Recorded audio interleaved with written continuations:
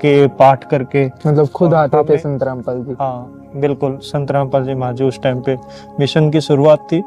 और स्टार्टिंग से मैंने बताया कि आपको कि स्टार्टिंग में जो भगत जुड़ते गए पता ही नहीं चला कब हजारों की संख्या में हो गए, सैकड़ों की संख्या में भी नहीं थे उस टाइम पे। तो मतलब एक से स्टार्टिंग हुई, 1 2 3 सैकड़ों में हुई, हजारों में हुई, लाखों में, कब करोड़ों में पहुंच गई। दोस्तों, इस आध्यात्मिक सफर का महत्वपूर्ण प्रसंग रहा है 9 मार्च 1997 का, जब इस सृष्टि के रचनहार कबीर परमात्मा स्वयं आकर संत रामपाल जी महाराज को मिले और उन्हें सह शरीर सतलोक भेज दिया।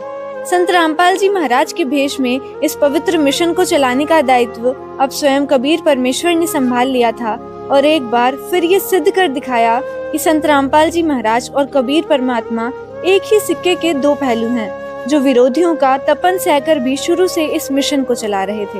इतना अपमान सहकर भी प्रेम लुटाना ये किसी आम संत के बस की बात नहीं थी। ये तो स्वयं करुणामय परमेश्वर ही कर सकते हैं, जिनके एक इशारे पर ब्रह्मांड चलता है। वो गांव-गांव जाकर भटकी हुई आत्माओं को तत्व ज्ञान समझा रहे थे। बनाने वाले इस उलझन से हमें बचा लो, इस उलझन से हमें बचा लो, अपने करना बीच। दर्शकों, इस वक्त हम मौजूद हैं एक ऐसे स्थान पर जिस स्थान की संत रामपाल जी महाराज जी के आध्यात्मिक सफर में बहुत ही अहम भूमिका रही है। जी हाँ, हम मौजूद हैं जींद हरियाणा में और हमारे साथ हैं संत रामपाल जी महाराज जी के कुछ महिला अनुयायी।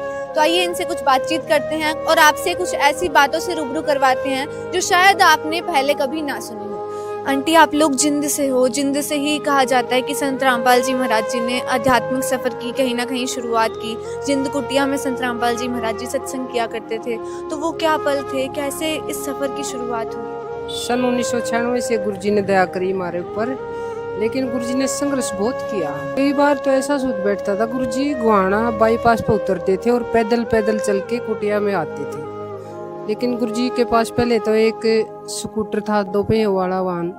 फिर गुरु जी ने एक छोटी जीप ली। जीप के बाद गुरु जी ने समो ली। धीरे धीरे गुरु जी ने बहुत संघर्ष किया, अपने हाथों से घर की सफाई करना, फिर पाठ प्रकाश करना, फिर जहाँ भी पाठ होता वहीं पहुँचना।